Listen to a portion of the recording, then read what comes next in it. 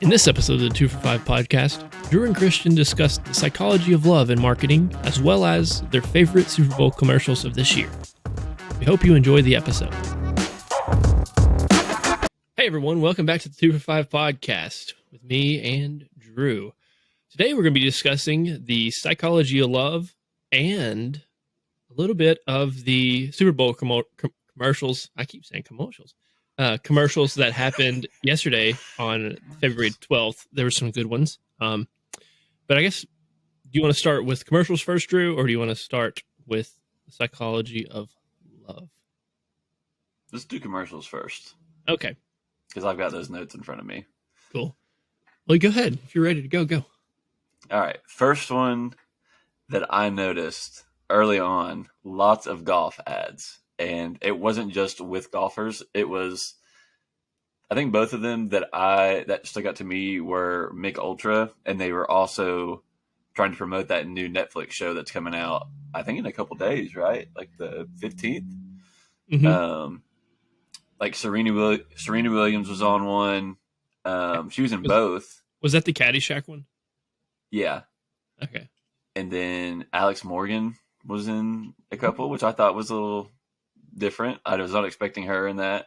No. Ricky Fowler was in one. There was an actor in the first one, like an older actor, but I can't remember who it was. But I really liked those just because they were, I think they kind of know their market. Mm-hmm. And Mig Ultra has really started to throw out sponsorships to golfers. I know Brooks Koepka is one. Mm-hmm. And I think they do it with other athletes. Like I know I'm a big Jimmy Butler guy. I've talked about him before. He also has a Mick Ultra deal, which is just so strange to me that athletes are endorsing beer, which is something that's not helping with recovery or stuff like that. Especially basketball. Mm-hmm. I can understand golf a little bit more, but I don't, especially more leisurely. I don't think when I'm going to go into a basketball game, like drinking a Mick Ultra. But like if I'm golfing, I think more of that line. Yeah. I don't know. A bag's works a bag. For them. Yeah. Yeah. Enjoy your sponsorship deals, everyone. There was lots of Serena Williams. There was at least 3 that I know of that she was in. And one of them, two of them were the golf ones. And then the one was, it was like her giving a motivational speech to what it looked like a semi-pro football team. They're obviously actors, but that's one thing I can't stand in advertisements or in movies, that they get actors who have never played a sport and they try to make it look like they're athletes, because anyone who's ever played a sport knows there's a look to it, and that is not the look. No, they stand out, especially you can see like even just frame size, like their body size. Mm-hmm. And, yeah. Just the way they stand. Give them eye black and stand. Like, and, no. Yeah. Like, come on. It's. I'm picturing so many commercials now in my head and movies now. Oh God. I'm not going to go. Like, I think the one that did the best is probably Moneyball. Moneyball. I think they got. I think they got a lot of actors who at least knew a little bit about what they were doing, had picked up a ball before. I mean, Chris Pratt's in it, and he played a guy who couldn't field a baseball. Yeah, but it still looked like he had fielded a baseball before. Yeah, while not being able to field a baseball. Yeah, they all look really good. It's kind of like military movies. Like the good ones stand out because they do like a lot of training before, and then the bad ones stand out because they're shouting off like enemy over there, blah blah blah, tango down. Yeah, sounds like Call of Duty. Yeah. Did you see 1917? Off topic. Is that the Yellowstone show? No, it's a war movie. Yes. Did you like it? I loved it. The one shot. Did you really? Yeah. I hated it till I found out it was one shot. It's not. I mean, it's not one shot, but yeah. Or whatever. It's like a continuous something. It's a continuous shot. Yeah. It's frame blending. Okay. I liked it. I liked it. Just, I think the story was terrible, but I liked the cinematography of it and the score, and I don't know. It just was visually appealing, and there's not a Yeah. lot of World War One movies, so it was nice. But Yeah, of the the World story was Wars, I think one it takes a back seat. yeah. But All right, let's get back anyway, to well, sticking with beer, Miles Teller and his wife did a commercial for Bud Light, and I think that was probably smart on their part to build off of what Miles Teller is doing right now, because being in Top Gun, he's been pretty popular. So I thought that was a good one. They're just trying to appeal to what's popular at the moment. Thought that he did a good job with that.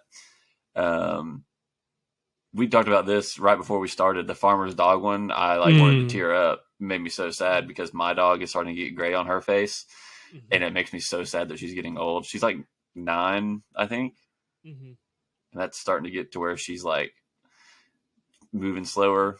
She's got a little arthritis in the knees. Makes me real sad. Really hit me in the heartstrings. My dog's laying right here beside me. Except he farted, so I'm gonna add a couple years to his death toll. Not really in love with him at the moment. No, yeah, that kind of ties into like our topic today is like the psychology of love. Mm-hmm. I mean, there's evidence in psychology from scientific research that shows that imagery senses any type of emotion invoking material will have an effect on your brain, and that's what really stands out to. I'm trying to think. We're called cognitive misers, which I'm not going to get into that. It's like we try to not have as much stress on our brain. We try to eliminate as much stress from our brain as possible when making decisions, because back in, our Neanderthal and those type of days, if we thought hard and we were stressed, it burnt more calories, and which is terrible because then we had to hunt more. So we tried to make as little as stressful decisions as possible. But to my point, it's still in our system today. So we try to eliminate all logical thinking from our decision making. You could say you don't, but there's tons of scientific evidence to prove this, that emotional decision making and emotional content has a greater effect on purchasing and buying decisions than a logical, numbers oriented approach. Now, that's like the logical, numbers oriented, I guess, ad or marketing tactic or marketing strategy is like at the back end, at the decision making, the conversion point. But to get them attracted, it's not, you're not saying 9 out of 10 doctors recommend this, or saying, oh, it's the lowest costing, whatever, or it, like, even like with Mick Ultra, like, that's why I like Super Bowl commercials, because they put a lot of money into them, and you see like the storytelling aspect of it, you see the creativity, and it's not just, oh, Mick Ultra's low calorie beer, because that's, I mean, so is every other light beer, because they're all it's basically all the same formula. There's no differentiating factor, but the differentiating factor is that Mick Ultras, they got their niche about athletes for the most part, and health, people who want to be healthy but have a good time. And then you throw like Brooks Koepka, then you throw Miles Teller in with, was it Bud Light? Yeah. Then Farmer's Dog, coming to Farmer's Dog, that emotional connection, because I mean, I forgot this wasn't about our podcast, but we were talking about it earlier with the comedian. But dogs, I mean, obviously, it's hard. I don't know. I mean, I know people who don't love dogs, but I know it's hard to find so many people who have dogs, who've had, especially had it for 9 years, to not love their dog to some degree. Agree. So that's an emotional connection built in, especially that commercial where it starts off at the puppy stage, and then you're like, oh, I remember my dog was a puppy, and then it goes like the teen years, I guess, and I was like, oh, that's cute, and then like I went to college, and I was like, oh, did that, and then it's like, oh crap, I see it like happening now. Yeah, and it's like we're getting to that point. Yeah, it's like the most cruel thing that's ever happened, like not having dogs lifespans at least 20 years or 30 years. Yeah. It stinks right now. On top of the emotional part, there was a Dave Grohl commercial, which I thought was funny. I saw that. that was really good. The can also Canada, but Canada. I do that sometimes too. Talking about they grew like I guess famous things Canada's done, and people. He's not from Canada, I don't think, though. Is he? No, he's from. I wonder. DC. Yeah, why not choose a famous Canadian like Drake or Justin Bieber? Maybe. I guess Dave Grohl's popular in Canada. That just made me think about their drummer. Made me sad.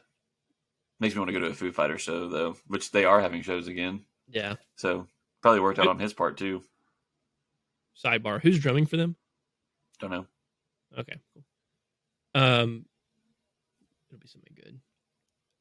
But yeah, they're not going to get. No, that's a great commercial.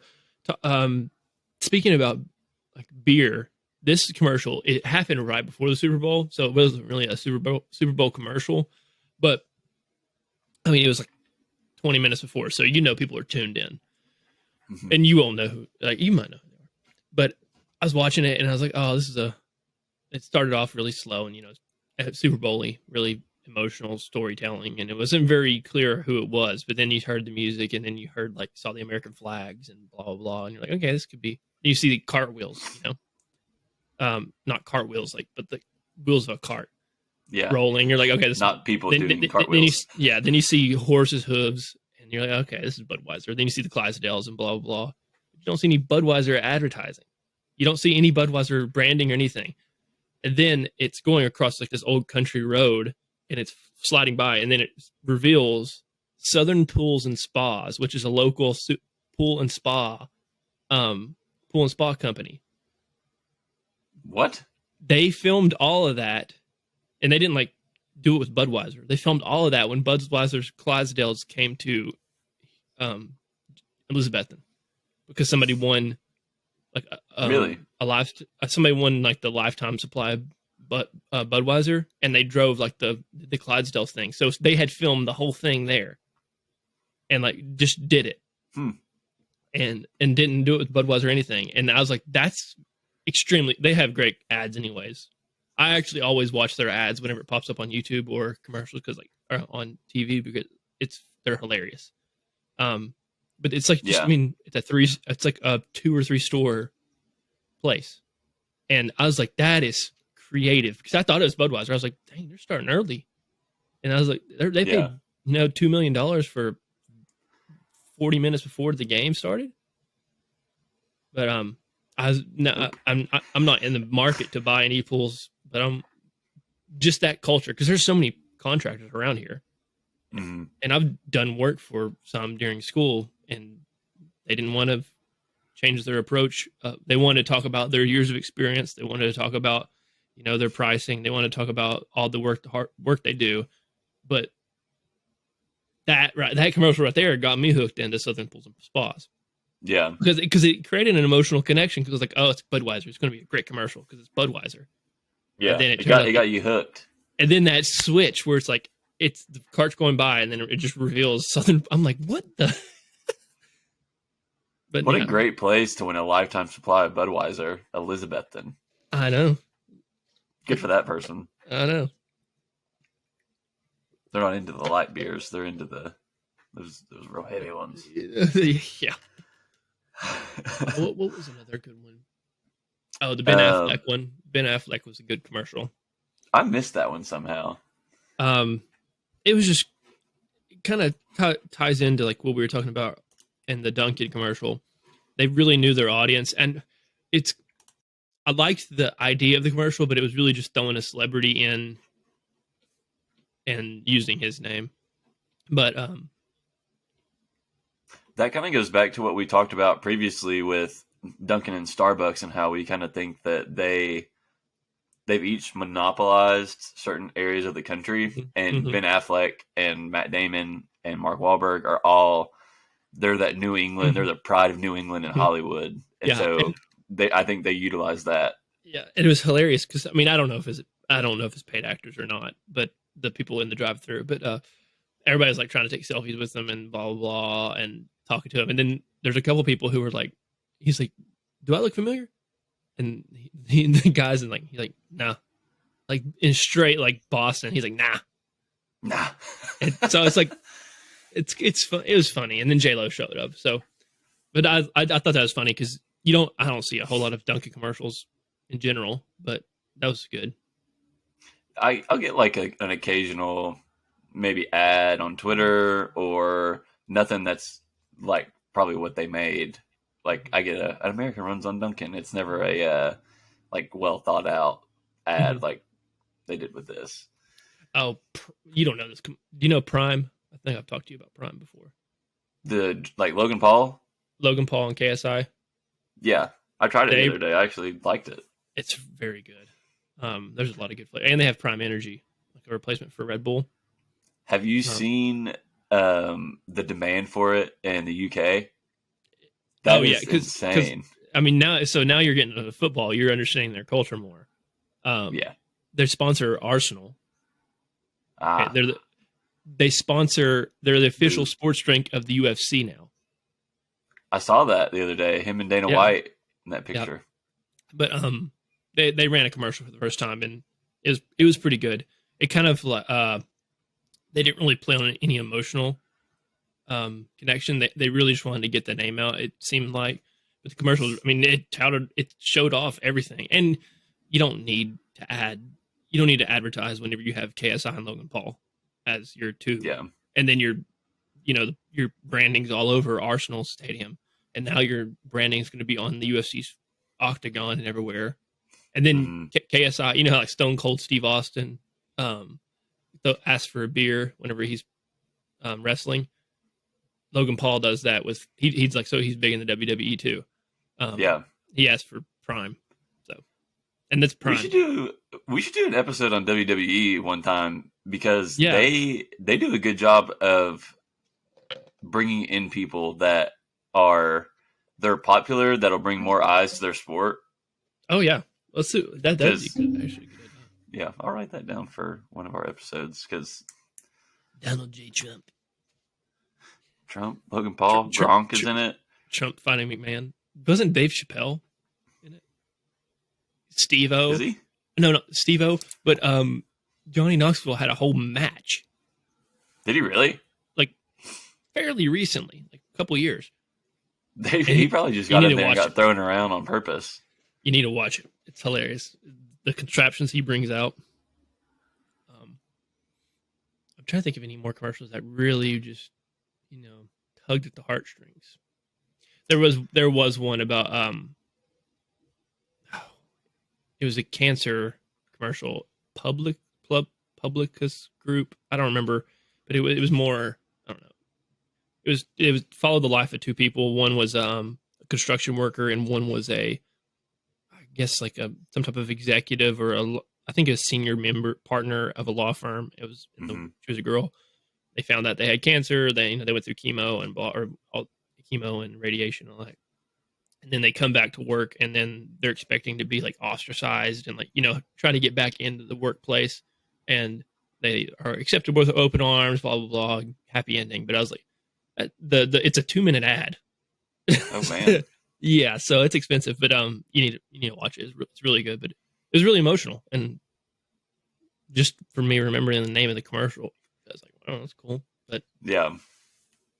I think one thing you mentioned earlier that I thought about was you're obviously kind of getting more in depth about the psychology of things. And I think when people try to talk about how they don't get influenced as they are using things that they were influenced to buy, I think it's the mm-hmm. funniest thing in the world because they don't consciously know that this is happening. And I think that's what makes the top advertisers in the world good at what they do because they don't know. The advertisers know what's pulling at their heartstrings, what's getting them emotional, Mm-hmm. what's giving them that itch to go buy something. But I think your normal everyday consumer, they try to deny that and There's they this like subconsciously are being influenced and they don't even know it. there's a psychological theory about this too. It's called third person effect. It's basically exactly what you said, Mm-hmm. that I see somebody else getting influenced. I know it influences other people, but I know it doesn't influence me. So yeah, I Tweet mean, from iPhone. yeah, yeah. You're exactly right. Yeah, I mean, these companies, they're not just. I mean, some of them might be, but for a Super Bowl commercial, it's just they're not just throwing crap up on the wall. Yeah. Um, Surely they're doing some sort of targeting. Yeah, and then the good ones that do influence people, it's not by chance. They don't just, and especially they don't just rely on a creative team either. They probably do have market research to show, does this font color on this ad on this backdrop with this actor, does this work, or should we use this font color, or like what's the variable? Like they test every single variable to nail it down. They split test, they A/B test everything, and then once they're ready to go launch the actual ad, they're ready to go, and then they throw all the money at it. I'd love to be in like in a market where they do a lot of testing, like a very like diverse market, because they do testing and they do A/B testing, and throw like probably $1,000 on it just to get it out there and see what works. I'd love to see like the early renditions of ads. Yeah, that would be interesting. That would be. I'd like to see it and then see them talk about it too. Yeah, because like we're obviously in marketing, but not to that level.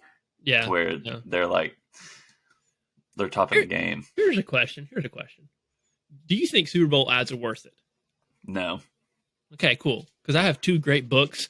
One's called Exponential and one's called Friction. And Jeff Rosenblum is the guy, and he runs a huge ad agency. He runs it's a big ad agency. It's like money wise, but not. It's like 200 people, so it's pretty big, I guess. But he talks about how advertising in general, spending money on advertising like PPC, CPC, all that's like a waste of money because it's just interrupting people. Now, like Super Bowl's great. I think the ads are great, but it's not worth 5 to 10 to $2 million. Was it 5 million for 30 seconds?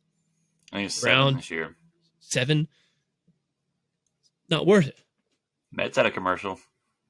Mets had a commercial? I didn't see that. Mets had a commercial. They're all about spending some money right now. But no, I do not think it's worth it. I think they can. I mean, it probably gives you some sort of credibility that you're doing a Super Bowl commercial, but it's never going to be like just like random company doing something. It's always going to be somebody who is a big name brand. Mick Ultra had 2. I'd like to know how much Serena Williams got paid. Excuse me. To do 3 different commercials for the Super Bowl. Yeah, I mean, definitely had a good quarter. Yeah, like I don't know. Does that factor into the 7 million that they make, or no? I think the 7 million is just for the time slot. The time slot, yeah. So I mean, I think I've heard it talk about whenever Jeff Rosenblum was talking. I think he said it could be anywhere from 15 to 30 million they spend on an ad. That's me pulling it out of my butt for right now, though. But I think he said 15 to 30 million they spend on a Super Bowl ad. Because then, I mean, a lot of like now people are advertising the advertisement. They're doing like a trailer for the advertisement. Because I've seen that dang Gronk one where it's like, oh, Gronk's going to be doing an advertisement. I'm like, God, I know he's doing an advertisement. And I forgot who it was. I don't know if it's T-Mobile or Hulu, but I'm like, I don't want to buy anything from you because you told me Gronk's going to do this dang advertisement and then kick a football or something. I don't know what he's doing. I don't know what he did. But stop. Yeah. I'm paying for YouTube Premium. Come on. Come on. No, I don't think they're. Yeah, I think for like Prime, yes. I think because they need to get in the U.S. market. I mean, it's like they are in the U.S. market because of KSI and Logan Paul, like they're fans, but they need to. They're obviously they don't want to be just another celebrity, owned company. They want to grow. I know they want to sell it, but they want to compete. Like Gatorade commented on something that they did on like Instagram or Twitter, and then I can't say it because the reply from Prime is a little bit NSFW. Yeah. But it's funny. But I think like for them that's good. But what else could like a Budweiser do with $10 million? That's fair. And I mean, what if they said, "Hey, we're going to give $1 million to, or we're going to give $1 million to 10 different charities," and then like just marketed it, don't advertise, because just saying, just tweeting or like posting, be like, "Hey, we're not doing ads this year for Super Bowl," that would create a whole like a couple days, maybe a day worth of like internet traffic about like, oh man, they're not doing ads. Instead, then like the next day, instead we're going to donate this, and then do not advertisements, but do like record stories, put them on their YouTube, post them on socials, just like about why they're doing this. I think that'd be a worthier cause, and it'd build a deeper brand connection. Yeah, with the consumer and Budweiser, because I mean, it's already like, I don't know. I just think it's a waste of money, and they could do a lot more good. Because the commercials didn't influence me to. I mean, here we go again, third person effect. But it's not gonna make me want to buy Budweiser. No.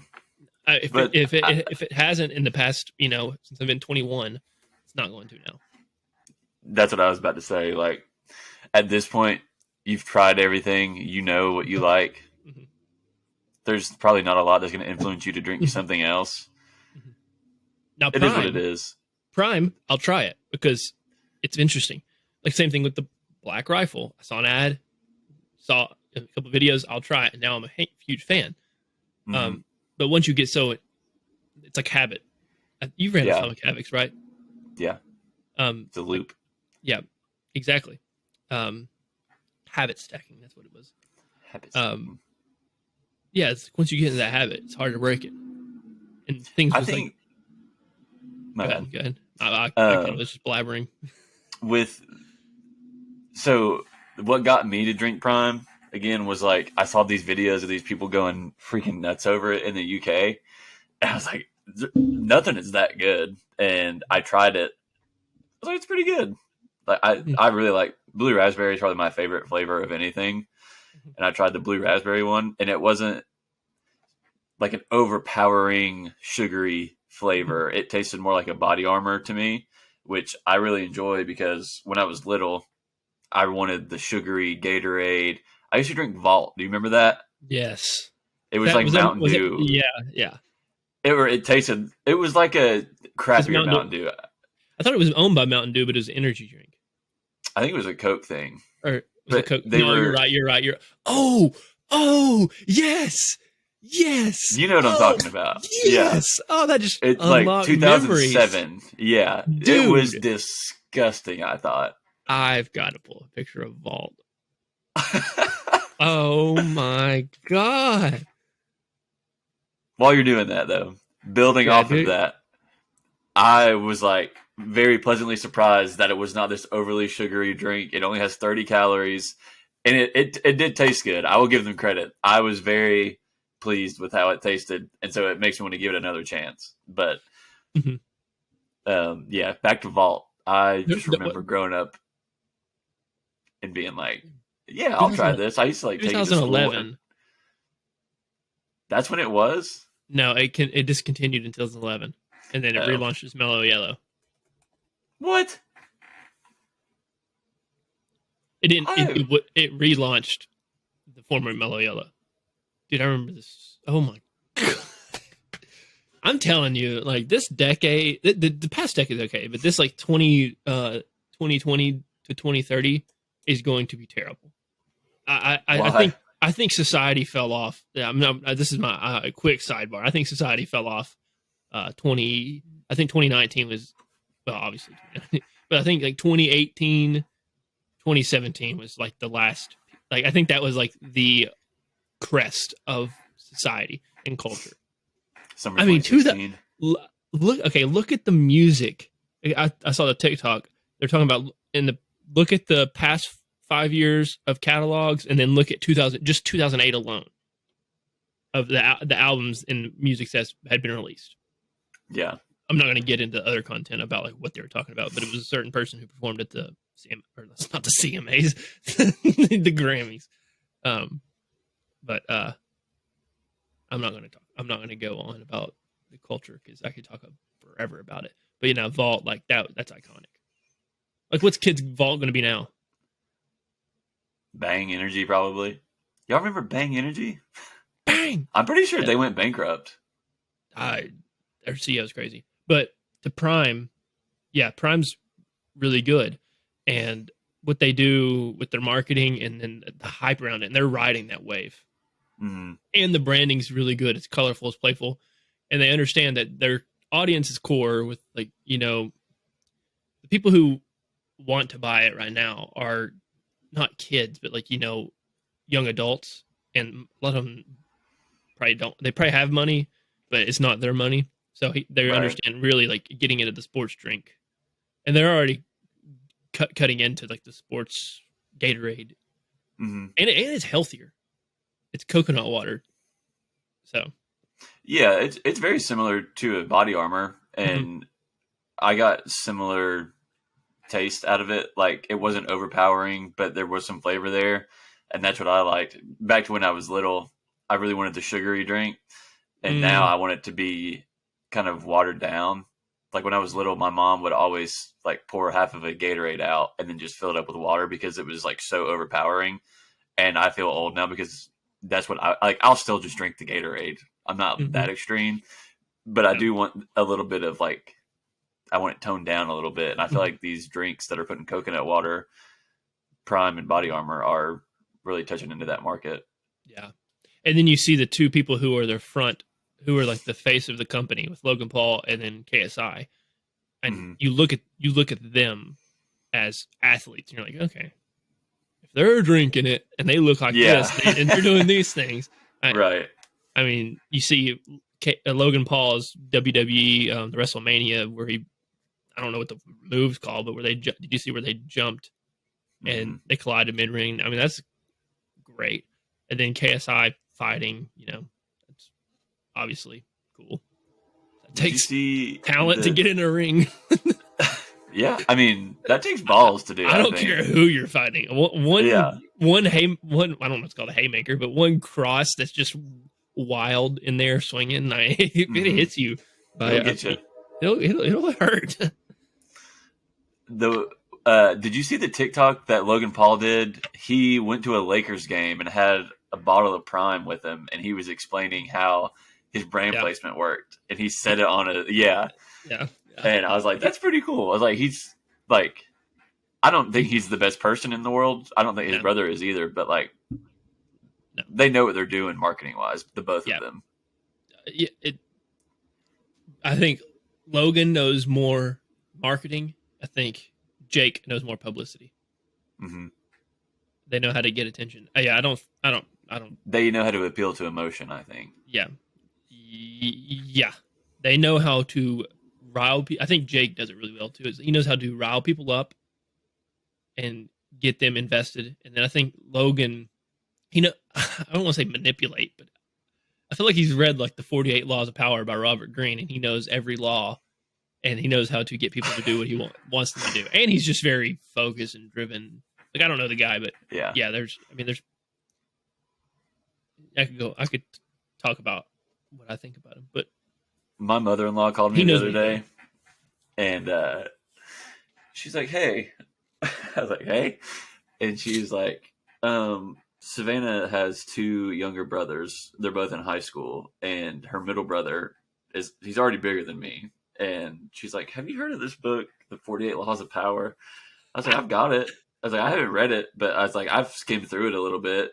And she said, "Well, Will called me and is like, hey, I want to read this book. It sounds like something that I would be interested in." And I was I like this kid. Yeah, I was like, number one, good for him for wanting to read a book in high school, because I did not read in high school. I read now, but I didn't read in high school.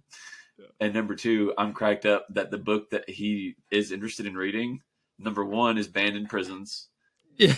and number two, not only does it have all of the copy on the pages, it has side notes and footnotes. I know it's a hard It's so read, tough, so tough. and then And that red pen writing. it's terrible. I read like the first chapter, and I felt like I went through like an entire mental workout trying to get through it. I got to 22, and then I remember what he wrote in the first like the preface was like, hey, that you don't have to read every chapter. If you like different laws, go to that. I'm taking your advice because I can't read 48. And I think I end up like reading like 28, 27, 28 laws. Don't remember. I mean, a lot of it confirmed what I believed about that stuff, but I don't. It's a whole other topic. Yeah, I thought it was just funny that you mentioned that, and that literally was last week. I think maybe 2 weeks ago. Me and Nerd were talking about this. That's so. What were we on? Oh, Jake Paul and yeah, but they know how to. It's emotional. They know how to play on emotions. They know how to play on emotions, and I don't want to get into like a therapy lesson here or anything because I don't know anything about therapy. I don't know. I don't know how to go about it, so I'm not going to say anything. But back to what you were saying about with Super Bowl commercials and how much they cost. Could they be spending their money elsewhere? I think you would be better off. Mr. Beast said this. He's like, if anybody wants to do an ad that reaches 100 million people for less than $7 million, hit me up. Yeah. I was like, that's a good point. And then you could choose. There's a finite amount of people in the world that have over 100 million Instagram followers. Mm-hmm. But like, I mean, I think that's a better avenue. Honestly, it's such, and you get the people who you really want to interact with. It's like, yeah, it just doesn't make sense for small businesses, smaller companies aren't going to advertise. But even like a Prime, I'll say they're a small for like the Super Bowl. I think it works for them. I think it to a degree it works for like a Budweiser because they're kind of just throwing out money, and it's kind of for Budweiser it's just become like a thing. But I think the bigger companies it's just like this is something we got to do. Like I think they could use their money to spend elsewhere for sure. But it's those mid-range tier where it's like the big boys are doing it, so we got to do it. Right. But we really can't afford it. So, we're going to cut back a little bit, and it might not be the best ad, but at least we're going to have an ad. And it's going to be 30 seconds. But if they did what you said and, like, say it's an athletics brand, like Fabletics. Mm-hmm. Say it's Fabletics, and it's like, probably really profitable, but, they're not top tier. What if they partnered with, some gym owners or some celebrities in the fitness industry and influencers, not just celebrities, just 20,000 to 150,000 Instagram followers on Instagram. And then maybe a couple macro influencers pay out 7 million across the board. I mean, how many you get the people who you want to reach and you have more control of where your money goes and who you're targeting. You control the eyeballs on it, I think. But no, I agree. I think it's money that is not well spent, but it's now come a thing where it's like a credibility, like, oh, your business is doing so well that you can afford a Super Bowl commercial. I don't know. I don't make that kind of money to be able to decide whether or not we're advertising for the Super Bowl, but no, I think Fabletics has had Kevin Hart do some stuff for them. I think doesn't he? He's something with Fabletics. I think could be. Yeah, he owned it. This makes me think about Herbalife and how it gets such like a bad rap and like people say it's bad for you. Well, Cristiano Ronaldo is like their poster child. Yeah. And if Cristiano Ronaldo is using it, I promise you, your middle class American citizen is going to be fine using it. But yeah, I don't want to. I could go off on that because there's so much bad stuff people put in their bodies. They just want something to complain about, and it's like, if you could, there's some, I could go on this. I could go on a huge tangent about hypocrisy and people complaining about things. Stinks. Emotional I got connection. two commercials left. Okay, yeah, because we're probably running up on, I don't know. How long? We probably got 5 more minutes. Okay. Another one that stood out to me, since I'm such a Gary Vee fan, the Mr. Peanut. He was on like a panel. I can't remember what they talked about, but he mentioned like, if this one doesn't do as well, they should just kill me off again. I thought that was funny. Did you see the roast of Mr. Peanut? That's what it was. Yeah, that's what I'm talking about. Ross, not Bob Ross, Jeff Ross. Jeff Ross, yeah. Yeah. They roasted, and it was hilarious. Oh my gosh. It was so good. I thought that was funny. I was like, is that a Gary Vee thing? Because I know that he was like responsible for Baby Nut and whatever else they did that one year. So I'm thinking, surely they didn't, like, as much attention as that garnered, they didn't just drop him. And then, did you see the Dodge EV commercial? Oh, with Will Ferrell? I don't think so. No, I saw this the one GM. Was like an imitation ED commercial. So like they made it EV and they did it in like the style of a medicine, and they're like, you should consult a physician if like this makes you too happy to be like saving money on gas. Funny. It cracked me up. No, the one I'm thinking ED is Will Ferrell it was a co-sponsored, I guess it's a partnership between Netflix and GM. I think it was GM. Talking about their EV, and he went through like Bridgerton, and then he did Stranger Things, and what was the other one? A zombie movie, and there was something else. There was one more thing, but I'm like, it's just, I thought it was just clever, and that's like a partnership. See, I think that works a little bit more so on GM side. Netflix, I don't think. I mean, I don't see Netflix getting a lot of subscribers from GM, but I think people who see GM and Netflix together, and then especially not just Netflix, but see Will Ferrell, a GM electric vehicle, and then, you know, imitating Stranger Things or Bridgerton, or, you know, whatever else. Right. I think that works on GM's behalf more so. Right. I don't know. I'm not the smartest person in the world.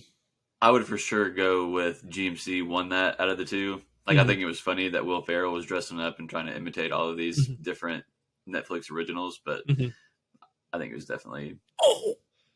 Last commercial, and then we can go. Did you see the Breaking Bad? And, like, I don't know what the chip's called, but see, this is why ads don't work, because I just remember the Breaking Bad and not the chips. I remember what's the Jesse? Is that his name? Yeah. I haven't watched Breaking Bad in forever. I've never seen it, but I just know. I know it's all Walter White and then Jesse Pinkerton or something like that. Yeah. This is why the ads don't work, because I don't remember the bag, but it's like, what happened to my computer? Am I still here? Yeah. Okay. Cool. It just like turned off for a second. Yeah, we got 1 minute. Okay. Anyways, it's about, like, it looks like Doritos, but it's not Doritos. It's another bag, and they do like a whole, like the opening of the last season of Breaking Bad, and it's basically the exact same dialogue, but with chips rather than. And there's the other actor who's there, who's like the kingpin or whatever, and the other actor who's there, and they do like the dialogue, and it's just funny, and they're trying to be serious and, like, you know, dealers, but it's chips, and it just was like really, it was really funny and really good, and then how they like switched everything, and then I went and watched the opening of the last season. I was like, this is exactly the same thing. It's just a certain little qualities. Also, this is the last thing. The best advertisement was for the United States of America and Chris Stapleton's national anthem. And then you get the Eagles head coach just bawling. I looked at my mom and she's crying. I was like, it was silent. Oh my God. it's not the best, but it's second. Yeah, Whitney I Houston's thought it was good. But that was... I mean, boo-hooing. Wasn't like just a little bit of teary-eyed. No. He was like, he needed a tissue. Jason Kelsey was starting to tear up. He's probably crying, but I couldn't tell that much. But no, it was... Yeah. He got that soul, brother. Well, I think that's it. Yep. So I think that was a good one. That lasted a lot longer than we expected. So. Yeah. Well, I hope everybody enjoyed the episode. Make sure to check us out on Instagram, Twitter, TikTok, Facebook, our website at thesocialbullpen.com and at the Social Bullpen. And we will see you in the next episode. Have a great day. Thank you for listening to the 2 for 5 podcast. For more information about the Social Bullpen, head over to thesocialbullpen.com or follow us on social media. We'll see you in the next episode.